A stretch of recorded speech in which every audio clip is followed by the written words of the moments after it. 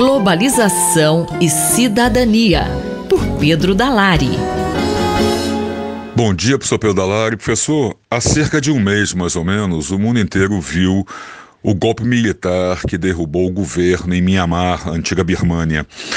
O que esse ato de força, num país tão distante de nós, tem a nos dizer ou a nos ensinar? Há pouco mais de um mês, em 1º de fevereiro, um golpe militar derrubou o governo democrático de Mianmar, país localizado no sudeste asiático, na fronteira com a Índia, que antigamente era denominado Birmânia e que também ficou conhecido pela sua denominação em inglês, Burma, do período em que foi colônia britânica. Conforme vários analistas já têm verificado aqui na Rádio USP e no Jornal da USP, a população de Mianmar tem demonstrado grande capacidade de resistência, promovendo fortes manifestações nas ruas das principais cidades do país contra o golpe militar. As manifestações não dão mostras de arrefecimento, apesar da forte repressão das forças de segurança. Segundo o relatório divulgado pela Organização das Nações Unidas, nos atos públicos do último final de semana, ao menos 18 manifestantes foram mortos, sendo muito expressivo também o número de feridos. A violenta repressão é acompanhada de outras violações a direitos humanos. A detenção indiscriminada de pessoas por motivos políticos, as restrições severas ao trabalho da imprensa, o corte no acesso à internet para prejudicar a capacidade de comunicação da população, tendo ocorrido também a prisão da líder democrática Aung San Suu Kyi, que por conta de sua luta em prol dos direitos humanos, recebeu o Prêmio Nobel da Paz em 1991. Mianmar viveu uma ditadura militar por 50 anos, de 1962 a 2011, e agora assiste à volta de um regime antidemocrático. A frágil democracia que prevaleceu nos últimos anos também não passou incólume a denúncias por violações de direitos humanos, é bom que se diga. Houve acusações graves de massacre contra os Rohingya, a minoria muçulmana do país, que é majoritariamente budista. A situação de Mianmar traz uma lição muito importante. Que lições são essas, professor? A de que os direitos humanos são universais e que a Declaração Universal de 1948 não é mero reflexo de uma concepção ocidental de direitos humanos. Esta lição é importante porque, ao longo dos últimos anos, houve a defesa da teoria do chamado relativismo cultural, ou seja, de que outras culturas poderiam ter outras concepções de direitos humanos. Em relação ao Oriente, por exemplo, se sustentou que a hierarquia e a subordinação dos indivíduos deveriam ser consideradas como valores acima dos direitos humanos da Declaração de 1948. No mundo islâmico, é exemplo dessa concepção de relativismo cultural a defesa da restrição a direitos para as mulheres. No entanto, as demonstrações populares que vêm ocorrendo no mundo inteiro negam essa visão relativista e reafirmam a universalidade dos direitos humanos. A luta da população, a resistência da população de Mianmar, assim como vem ocorrendo em Hong Kong ou na Bielorrússia contra regimes autoritários, demonstram justamente que os direitos humanos consagrados pela Organização das Nações Unidas são o grande código de referência ética para a vida no mundo globalizado. Este foi o professor Pedro Dalari que falou com Marcelo Hollenberg para a Rádio USP. Globalização e Cidadania, por Pedro Dalari. Ética e Política, por Renato Janine Ribeiro. Professor Giannini, eu gostaria que o senhor falasse sobre a PEC que altera a imunidade parlamentar. O senhor poderia explicar como é a imunidade parlamentar atualmente e se de fato ela é necessária? A imunidade parlamentar vem provavelmente de algo que na Câmara dos Comuns, a Câmara Baixa do Parlamento Inglês, o equivalente à nossa Câmara de Deputados, era chamado privilégio. O privilégio significava o seguinte: a Câmara se reunia em sala fechada, sem público, os deputados podiam dizer o que quisessem, evidentemente eles não exageravam, não falavam muito contra o rei, mas em princípio o que eles dissessem lá ficava. E o único que falava em nome dos deputados era o presidente da Câmara. Por isso mesmo, nos países de língua inglesa, ou melhor, na língua inglesa, presidente da Câmara Baixa, equivalente aos nossos deputados, é chamado speaker. Não é president nem chairman, é speaker. É aquele que fala em nome de todos. Então, isso significava que havia um privilégio, que seria a nossa imunidade, por palavras pronunciadas no recinto do parlamento. Mais tarde, isso vai se ampliar para a ideia de que a imunidade parlamentar garante o representante do povo contra eventuais perseguições. E ela tem muitos aspectos. Por exemplo, o aspecto de que você não pode ser processado por palavras, esse seria o ponto inicial, que está causando muita discussão, muito reboliço, para saber também até onde vai isso, em que momento as palavras se tornam ações, se tornam atos. E, além disso, começa a haver também a proibição de prender o deputado, mesmo por crime, o deputado, o senador, o parlamentar, porque ele tem uma representação do povo que está nele. Então, por exemplo, você tem um deputado federal, estadual, mesmo um vereador, eleito pelo povo. Se qualquer juiz puder ordenar a prisão dele, a representação fica complicada. Então, a imunidade não é uma forma de proteger o parlamentar, é uma forma de proteger os representados por ele. É uma forma de garantir que aqueles que votaram em fulano de tal não sejam privados do voto dele quando a ocasião se torna necessária na respectiva Câmara. Então, a imunidade parlamentar ela tem que ser entendida como algo que é portado pelo deputado, pelo senador, mas que é nosso, como eleitores, como cidadãos. É para o nosso bem que o deputado ou o senador não pode ser processado pelas palavras e não pode ser preso, a não ser em flagrante delito, por determinados crimes, etc.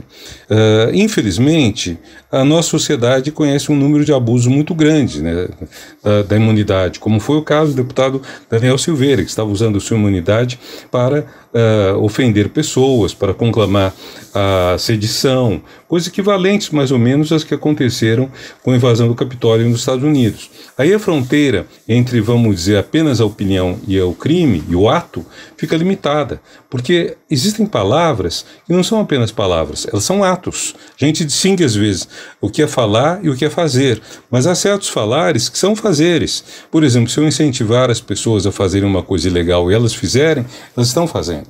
Se a PEC for aprovada, como fica essa imunidade? Muitos falam em impunidade parlamentar. O senhor concorda? Muitos dizem que essa emenda constitucional que está sendo discutida não é da imunidade, mas sim da impunidade. O problema é o seguinte: a imunidade no Brasil, ou melhor, o foro privilegiado, que acabam sendo coisas diferentes, mas são aparentadas, cobre muitas pessoas.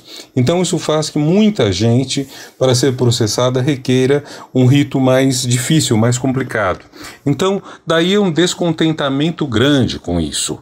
O que o Congresso está tentando, uma parte do Congresso, com essa emenda constitucional, é tornar mais difícil você processar ou prender um parlamentar. O problema é que o Supremo começou a tomar essas medidas, que talvez sejam exageradas, porque o Brasil virou uma terra sem lei. Cada um faz o que quer, o que pode. O exemplo da Lava Jato é típico disso. Segundo os vazamentos, teria havido uma ligação entre juiz e promotores que é totalmente errada, ética, constitucionalmente.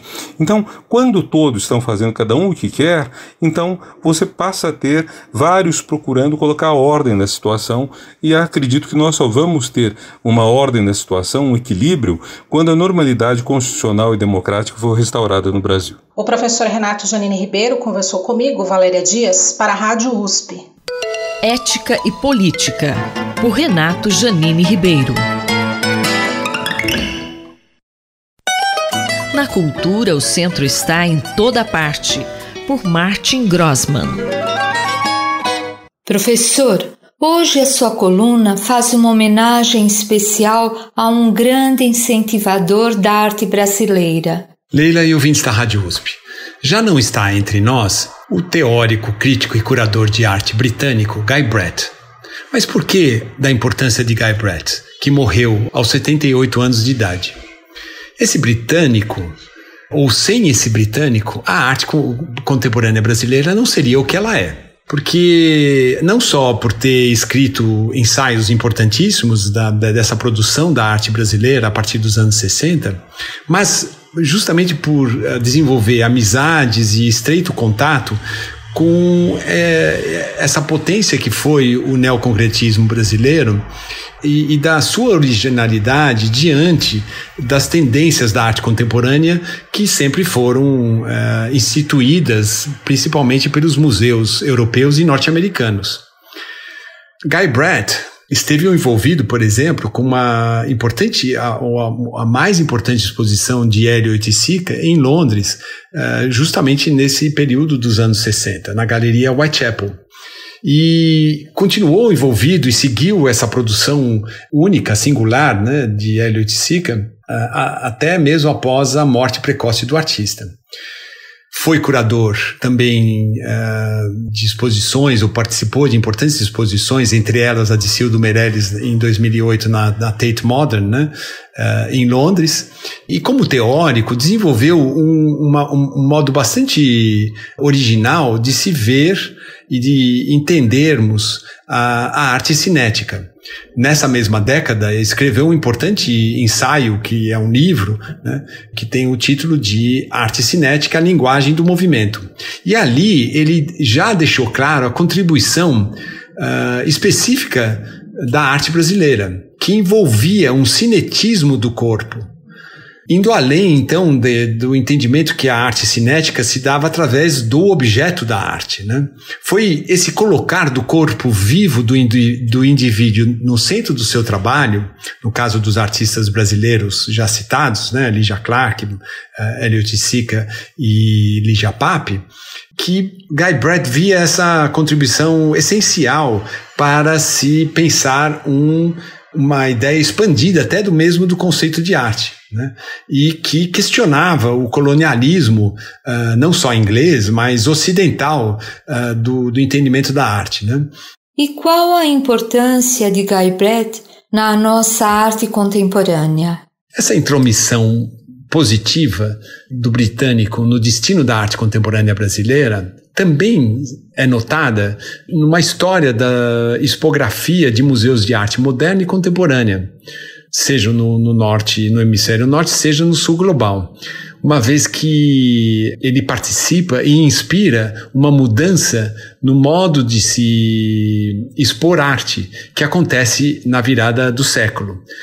Isso se faz pela sua participação, seja numa exposição de arte latino-americana na Hayward Gallery em 1989, quando ele quebra a linearidade da expografia com um núcleo de arte de vanguarda da América Latina, e com uma exposição em 1990 em Birmingham, na Galeria Icon, com o nome Transcontinental, 9 artistas latino-americanos.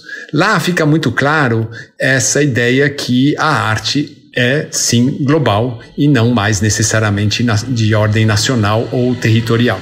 Professor Martin Grossmann conversou comigo, Leila Kiyomura, para a Rádio USP. Na cultura, o centro está em toda parte, por Martin Grossmann. Fique de olho, por Eduardo Rocha. Professor, como se definem as doenças raras e elas também envolvem os olhos? Olá, o mês de fevereiro passou rapidamente e agora, no seu último dia, 28, ficou marcado então a celebração do Dia Mundial das Doenças Raras. Doenças raras existem ao longo da história, a maioria delas causadas por herança genética e algumas delas por erro na combinação dos genes durante a formação do indivíduo. E elas se definem, então, pela ocorrência de, no máximo, 65 casos para cada 100 mil habitantes.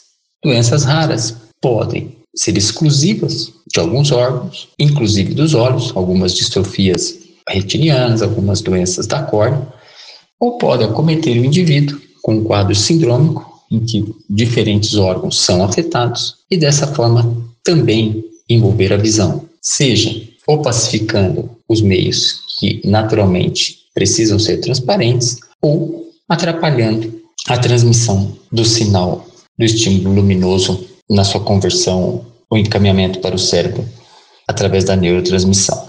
De forma que doenças raras têm isoladamente pouco apelo populacional, são tratadas em centros terciários, em instituições médicas mais bem estabelecidas, mas há sim uma razão para que os grupos envolvidos, sejam de familiares, sejam de pesquisadores, sejam de equipes de saúde, que no dia a dia lidam com doenças raras, se organizem, porque, na sua totalidade, estima-se que até quase 500 milhões de pessoas sejam portadoras de algumas dessas doenças, o que no Brasil chegaria a quase 13 milhões de pessoas, e esse número projetado no mundo todo é, por exemplo, mais do que o número total das pessoas com algum tipo de câncer. Qual o objetivo de incentivar estudo e tratamento para doenças raras? Por serem doenças que afetam individualmente poucos indivíduos em cada uma dessas doenças, elas têm mais dificuldade no seu reconhecimento, nas medidas terapêuticas. Então, para isso, foram desenvolvidos alguns recursos de incentivo para o tratamento. O nome que se dá à busca de tratamentos é curioso, porque se fala então de drogas órfãs, ou remédios que não teriam uma grande capacidade de serem prescritas para a maioria da população. São terapias químicas, biológicas, moleculares, que servem para determinados erros metabólicos, determinadas falhas genéticas, e assim a dificuldade de inseri-las no mercado, de conseguir recursos para a sua aprovação, fez então com que elas ganhassem órgãos próprios de avaliação e incentivos tanto fiscais como de proteção mercadológica.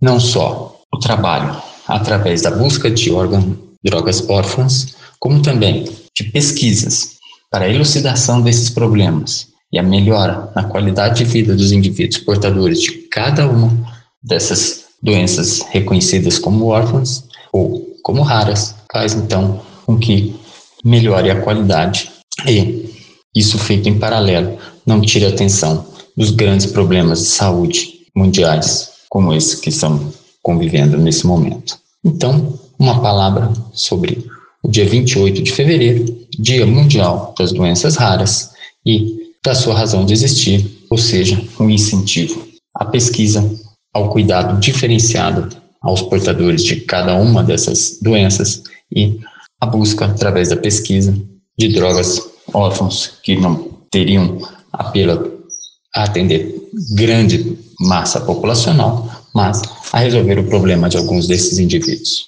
Muito obrigado. Acabamos de ouvir o professor Eduardo Rocha, da Faculdade de Medicina da USP em Ribeirão Preto. Rosimeire Talamone para a Rádio USP. Fique de olho, por Eduardo Rocha. Reflexão Econômica, por Luciano Nakabashi.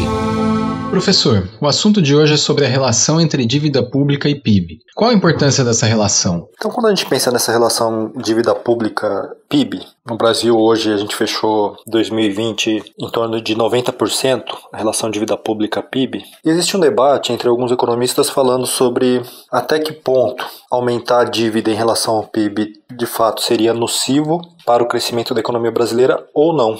Porque quando a gente olha países desenvolvidos, como os países europeus, Estados Unidos acabou de aprovar um pacote, de estímulo fiscal de 1,9 trilhões de dólares, o que é muito significativo, e eles têm uma relação dívida-PIB já bastante elevada também. Mas quando a gente pensa no Brasil, em relação aos Estados Unidos, em relação à Europa, em relação ao Japão, a gente não pode fazer uma comparação direta, porque a situação é diferente. Em alguns momentos, a mesma comparação é feita em relação à política monetária, ou seja, a escolha da taxa de juros. E essas duas coisas estão relacionadas. Quando a gente pensa política monetária e política fiscal, elas não são independentes uma da outra, porque uma acaba tendo impacto sobre a outra. Quando a gente pensa no Brasil, em relação aos Estados Unidos, os juros está muito baixo nos dois países, mas muito mais próximo de zero nos Estados Unidos.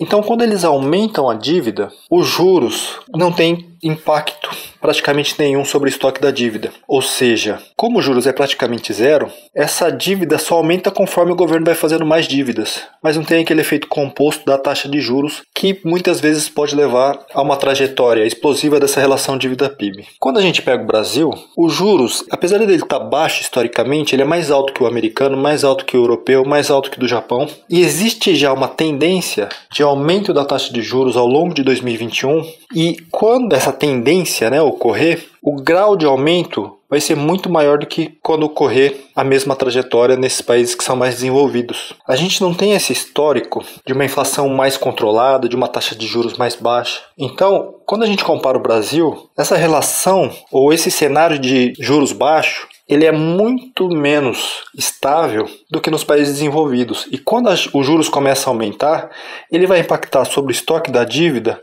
e vai jogar mais pressão ainda nessa trajetória da relação dívida-PIB, trazendo mais incerteza para o país. Então, por isso que é tão importante a gente controlar essa relação para que dê mais estabilidade macroeconômica, e isso inclusive ajuda a manter os juros mais baixos. E como essa relação acaba impactando o crescimento econômico? Então, se a gente for pensar no Brasil hoje, esse aumento da relação dívida-PIB vai provocar mais incerteza macroeconômica, essa relação, essa possibilidade de pagamento do setor público da sua própria dívida.